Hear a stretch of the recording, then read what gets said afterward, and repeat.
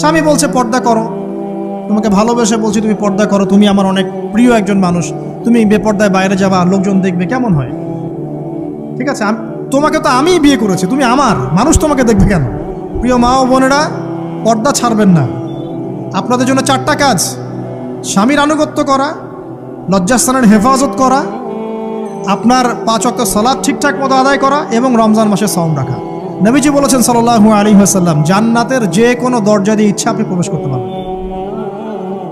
আপনার জন্য সহজ। আর স্বামীর আনুগত্য বলতে আমি বুঝাইনি স্বামীর দাসত্ব করতে হবে, এটা বলিনি। এখনকার কিছু ফ্যামিলিস্ট মেয়ে আছে, ওরা আনুগত্য শব্দ মনে হয় যে দাসত্ব মনে হয়। আনুগত্য দাসত্ব এক জিনিস না। আনুগত্য কি? স্বামী কোরআন সুন্নাহর অনুকূলে কোনো কথা বলেছে, আপনি মানবেন। স্বামী বলছে পর্দা করো, তোমাকে ভালোবেসে বলছি তুমি পর্দা করো, তুমি আমার অনেক প্রিয় একজন মানুষ, তুমি বেপর্দায় বাইরে যাবা, লোকজন দেখবে, কেমন হয়?